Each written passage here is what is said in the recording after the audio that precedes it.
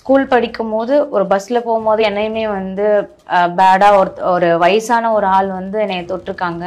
So அந்த மாதிரி எனக்கு ஒரு 4-5 இன்ஸ்டன்ஸ் அந்த மாதிரி நடந்திருக்கு.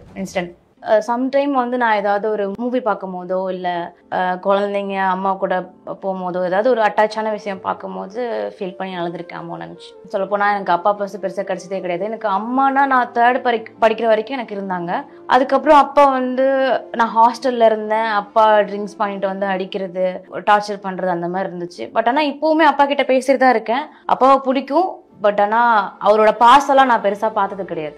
நான் நிறைய விஷயம் பார்க்கும்போது வெளியில இருக்கட்டும் இல்லை படங்கள்ல பார்க்கும்போது கூட சரி நம்ம அப்பா நமக்கு இப்படி இல்லையே, நம்மளை பார்த்துக்கலையே அப்படின்னு சொல்லி ரொம்ப ஃபீல் பண்ணி அழுதுருக்கேன். ஒரு மூவில வந்து ஒரு ஐட்டம் சாங் பண்றாங்க, உடம்ப காட்டி தான் டான்ஸ் பண்றாங்க, அதுக்கான சம்பளத்தை அவங்க வாங்குறாங்க. அதெல்லாம் வந்து பார்க்கும்போது தியேட்டர்ல வந்து கைத்தட்டி வந்து அவங்களுக்கு பெருசா அவங்க ஆக்ட்ரஸ் அப்படின்னு சொல்லி பேசுறாங்க. ஆனா நம்ம வந்து ஒரு வீடியோ போட்டாலே வந்து இவ்வளவு அசிங்கமா பேசுறதுக்கு ரீசன் வந்துட்டு அவங்களுக்குலாம் வந்துட்டு இவங்க வந்து இப்படி வந்துடக்கூடாது, இவங்க இப்படிதான் எடுக்கணும், இவங்க என்ன நம்மளோட ஏஜ் பொண்ணு இப்படி இருக்கா, அவன் வந்து அப்படி வந்துடக்கூடாதுன்னு சொல்லிட்டு அவங்களோட ஒரு மைண்ட் தாட்.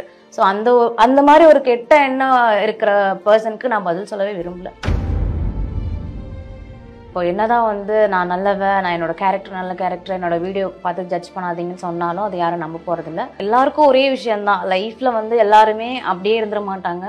எல்லாருக்கும் ஒரு டைம் வரும், ஒரு நேரம் வரும், அதுக்கேற்ற மாதிரி எல்லாமே நடக்கும். ஸோ ஒருத்தவங்க ட்ரெஸ்ஸிங் சென்ஸு எல்லாமே வச்சு ஒருத்தவங்களை ஈஸியாக ஜட்ஜ் பண்ணிட முடியாது. ஸோ அந்த மாதிரி என்கிட்ட நிறைய ஃப்ரெண்ட்ஸ் வந்து விலகி போனவங்க இருக்காங்க, பேசாமல் இருக்கவங்க இருக்காங்க, இன்க்ளூடிங் ரிலேட்டிவ்ஸ் ஆல்சோ. எல்லாருமே நிறைய பேர் அந்த மாதிரி இந்த வீடியோ பார்த்து ஜட்ஜ் பண்ணி என்கிட்ட பேசாமல் இருக்காங்க. ஸோ எல்லாத்துக்கும் டைம் வரும், நேரம் வரும். இப்போ நிறைய பேர் வந்து என்கிட்ட பேச ட்ரை பண்ணுறாங்க. அது என்ன ரீசன் தெரியல. இப்போ நான் யாருக்கிட்டையும் பெருசாக என்னோட ஃபீலிங்ஸ் வந்து ஷேர் பண்ண மாட்டேன். ரொம்ப ரேரு. அப்படியே ஷேர் பண்ணாலும் ரொம்ப ட்ரூவாக இருக்க ஃப்ரெண்ட்ஸுக்கிட்ட 1-2 பேர்கிட்ட மட்டும் தான் ஷேர் பண்ணுவேன். ரொம்ப ஃபீல் பண்ணி ஒரு சில விஷயம்லாம் நான் ரொம்ப வீட்லேயே அழுது அதெல்லாம் மனசு உடஞ்சி நானே எனக்குள்ளேயே பேசிப்பேன், இதுக்கப்புறம் நம்ம இப்படி இருக்கக்கூடாது, இந்த விஷயம் நம்ம தப்பு பண்ணிட்டோம், இதுக்கப்புறம் நம்ம மாற்றிக்கணும், இவங்க நம்மளை ஏமாற்றிட்டாங்க, இதுக்கப்புறம் நம்ம அந்த ஒரு பர்சன் கிட்ட நெருங்கக்கூடாது அப்படின்னு சொல்லி நானே நிறைய ஃபீல் பண்ணியிருக்கேன். நிறைய விஷயம் நான் அடிபட்டு தான் வந்திருக்கேன்.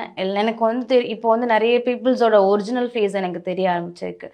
ஸோ நான் எல்லாமே கடந்து வந்திருக்கேன். எனக்கு இப்போது எப்படி பழகணும், யாருக்கிட்ட எப்படி பழகணும், அவங்கக்கிட்ட நம்ம என்ன பேசுனா அவங்க எப்படி இருப்பாங்க, அவங்க நம்மக்கிட்ட எதுக்காக பழகுறாங்க, எல்லாமே நான் புரிஞ்சுக்கிட்டேன். அதனால் இப்போது அந்த மைண்ட் செட்லேயே இருக்கேன். நான் என்னோட மனசுக்கு நான் ரொம்ப ஹாப்பியாக இருக்கேன். நான் யாருக்கும் எந்த துரோகமும் பண்ணல, எந்த கெட்டதும் பண்ணல. என்னோட மனசுக்கு நான் சந்தோஷமாக இருக்கேன்.